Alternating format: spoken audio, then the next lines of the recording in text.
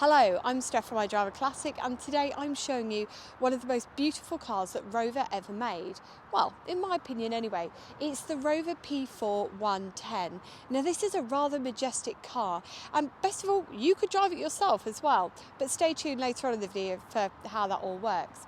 But anyway, in today's video, if you've never watched one of these before, we look round the outside, we look under the bonnet at that engine, we look in the boot, you get to see all the controls up close and personal, and we're also going to take it for a very short spin so you can see how it all runs, and I can talk you through it as well.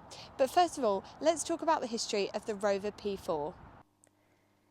The P4, which isn't so commonplace at car shows nowadays sadly, despite being made for 15 years, was made from 1949 until 1964. One of the key men behind the car was Gordon Bashford, and if that name sounds familiar, it's because he put his magic into so many cars at Rover, including the P6, the SD1 and the Range Rover. And just a little bit of information about him. He was such a big name at Rover. He joined Rover as an apprentice in the 30s, aged only 14, and didn't retire until the 1980s, which meant that when he was on a Rover project, it was good news, because he probably understood Rover more deeply than most. Now, Rover in the UK market at least were competing with brands like Humber, Riley, Wolseley, and they had to create really good cars to compete with such strong brands. And the P4 was one of their first cars after the Second World War. The first car after the Second World War was the P3, but that wasn't as cutting edge as the P4. Now this car, first known as the P475, was Rover's first really fresh design, because that P3 that I mentioned had been very similar to those pre-war cars. It leaned a lot on that old tech from the 1930s. The 75 was very much a new design. If you're wondering why it's the 75, it's because it was achieving 75 brake horsepower. The P4 also brought something else to the table, and that was a bit of American influence, because if you look at a late 40s Studebaker and then you look at an early P4, the influence is very plainly there to see.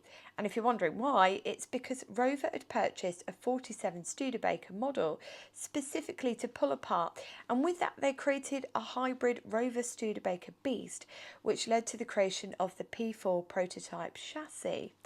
Now, I know someone's going to ask about those early cars, because if you look at an early 75, you see that central fog light in the middle of the grille. And if you're wondering why it's not there on this car, it's because it was essentially a design feature that was removed in the 1952 refresh.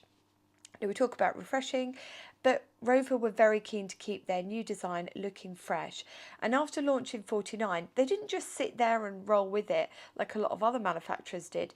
They carried on making revisions, so they made their first revisions in 52, and then in 53 you get the Rover 60.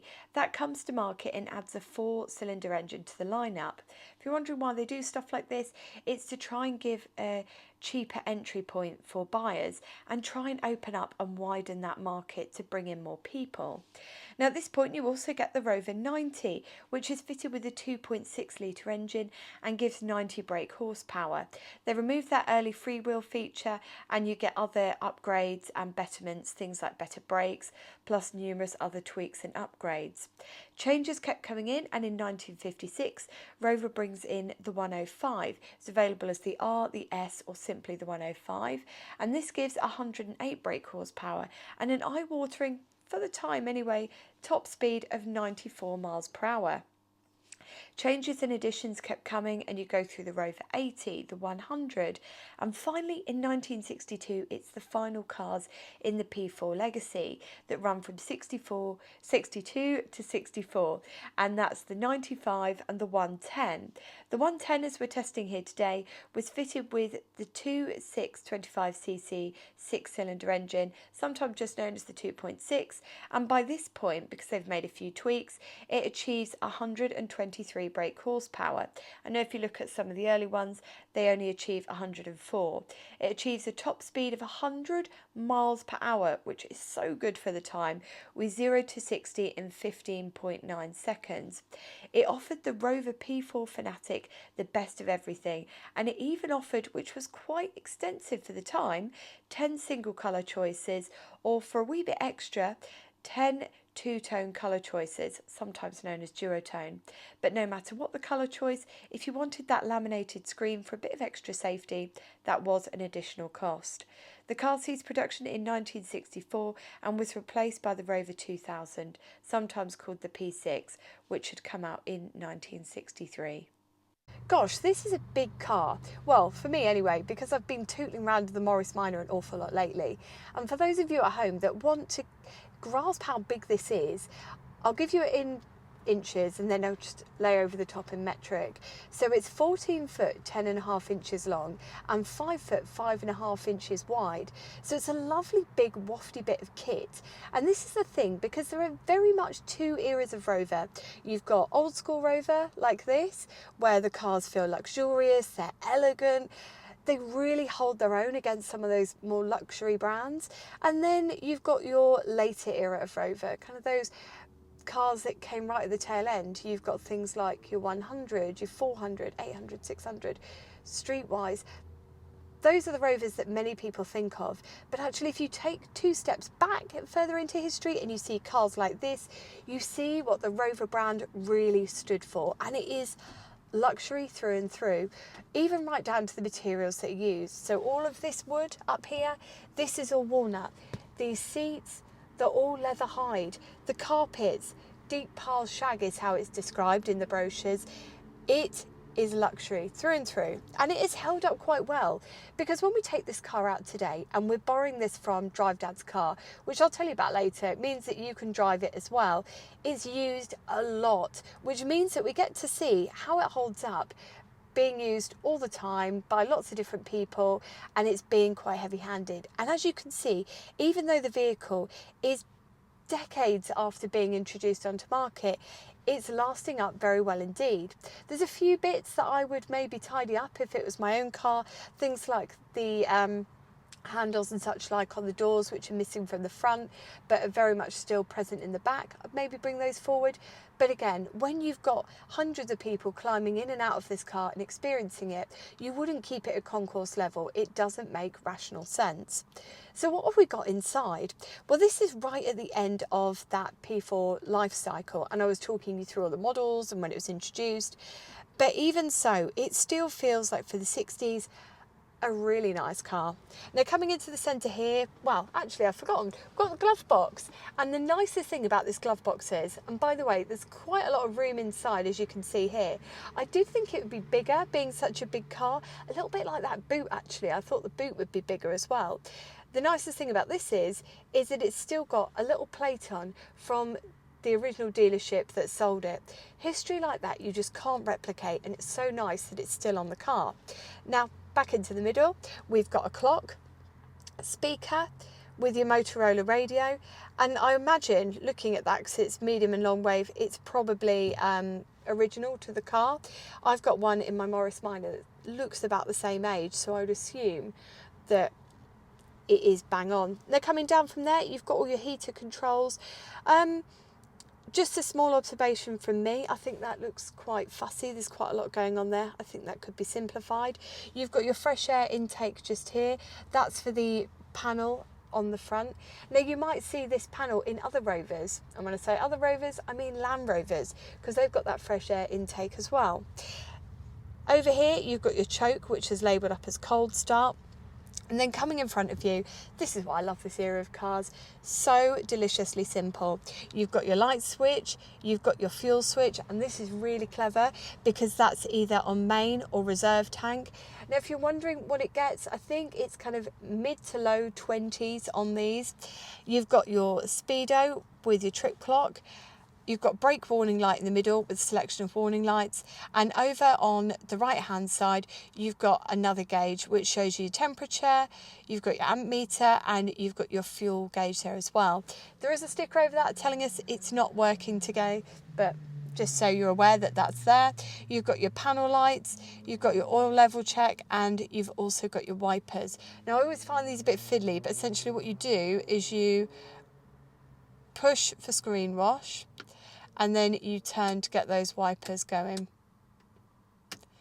But as you can see, it's just single speed. And that's pretty much everything that you need to be aware of that we've got with us today. your handbrake's down here. It's very similar to that umbrella handbrake, which I would imagine is probably a bit of a hangover from the earlier cars, because I think the earlier cars were column change, whereas this of course is a floor change. It's 4 forward gears, no synchro on first and reverse. And by the way, if you ever go and test one of these, I was reading a buying guide and it said always check that it goes into gear well, because apparently getting these boxes rebuilt is quite an expensive little folly, so just check that.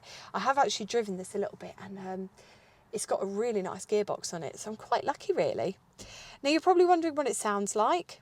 It's got that 2.6cc engine, 6-cylinder. Have a little listen. It's a little bit more powerful than the 925. But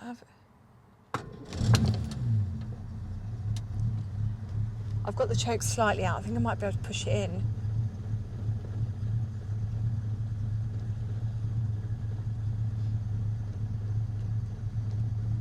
So I might leave it out a little bit. For a 60s car, it's quite quiet in here. I'll take you out for a little drive and you can hear how she sounds. And for anybody who's worried, I'm not wearing a seatbelt because there isn't one fitted. So do not panic. Right, we kick off in first and we'll go for it.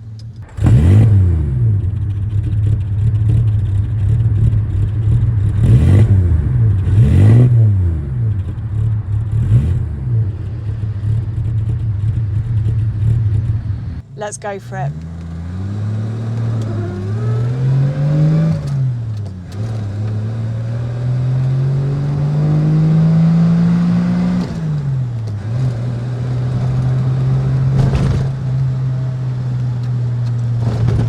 Oh, I love this car. It's got so much to give.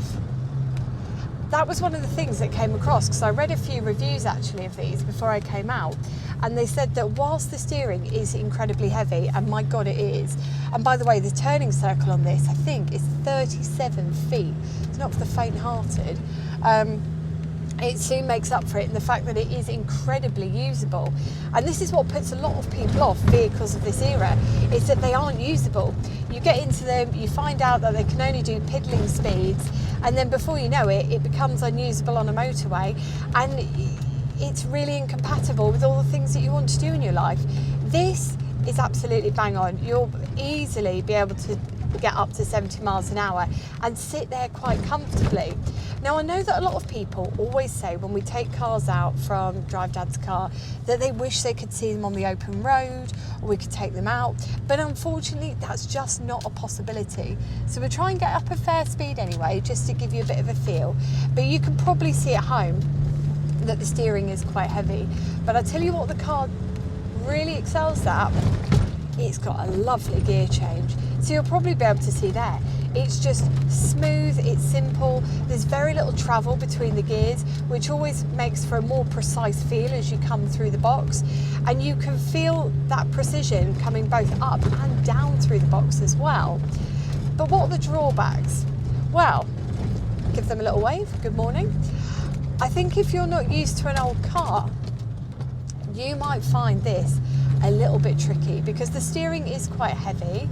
As you come over the bumps, it probably sounds quite noisy for you in the cabin. But for me, as someone who drives 60s cars every day, I can tell you that for the era, it's a very special motor indeed. So first of all, the seats. So incredibly comfortable, and also generously sized, because bottoms of today, to put it politely, are a lot wider than bottoms of yesteryear, which means that sometimes you get into stuff and it doesn't feel very comfortable. Whereas this feels like it's been thought about with someone with a larger physique. There's lots of space around you at the front, there's lots of space around you at the side. It just gives you a bit more comfort. And at that point, you can forgive all this noise and rattling as you come over. I'm sure if you were to get at it with a bit of Dynamat or something like that, you could probably remove some of that cabin noise. So I don't think that takes away too much.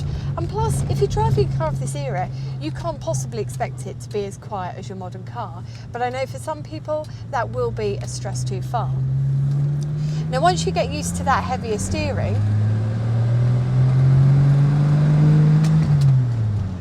the roar of that engine, the responsiveness of it, and just the cleanness of those gear changes just means that it's a really enjoyable thing. It feels quite a modern gear change as well. For me, that's a really big plus point on this, along with the comfort of the seating. The seat positioning as well is really good. I can see right to the end of the bonnet. The mirrors are well placed on the car. Sometimes you see cars that even the manufacturers have picked to put the wing mirrors somewhere totally stupid that really doesn't work for you.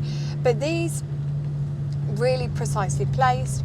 It just feels like a driver's car. It's all very nice. All the controls as well, as you can see here, all easy to reach. For me, it's something that you could definitely take and you could do excessive miles in and you wouldn't feel stressed or weary at the end of it. It's just a lovely bit of kit. I also quite like an upright seat. If you don't like an upright seat, you can't adjust the seat backs on these. So you might find that it does test you somewhat if you're used to having things a little bit more reclined. Now that's a very brief test from me today, I know. But to sum up, the Rover P4 is a really elegant drive. I've been eyeing up different things for me to maybe look into. As I get a little bit older, I want something a little bit more distinguished on the driveway. So I've been looking at Humber Scepters, and I'd kind of toyed with the P5, but it didn't really feel like a car for me. But coming into this, I've really enjoyed it, and you probably noticed that there was lots of room around in the engine bay. You could easily get to bits and pieces. It didn't feel like it was all crammed in. It's a nice car. It would be easy to keep on top of. It doesn't look like it's going to be something that's too taxing for a vehicle of this era. And best of all, because you've got so much power under the bonnet, you can keep up with modern traffic. You can put your foot down without stressing the engine somewhat. And for me, that makes it a really good choice. And I know a lot of people overlook stuff like this because of its age, but honestly, you've got the speed, you've got the ease of fixing stuff, and you've got some really great Rover clubs as well. Can't fail to mention the Rover Sports Register, especially with that sticker in the window, but there are plenty of others as well.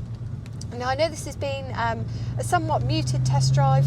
I too wish that I could take this out, but I tell you what, if I took this out on the road, I'm not sure I'd bring it back. I wonder if the museum would consider a swap for a Proton Saga. Now that's it from me today. I hope you've enjoyed the video. I've certainly enjoyed our little test drive, showing you the vehicle and celebrating a car that I don't think we hear enough about. So Rover fans, I completely get the hype, but for those of you that are just discovering it, maybe it's time for you to get on the hype too. So that's it from me today. Whatever you're doing for the rest of your day, take care and drive safely.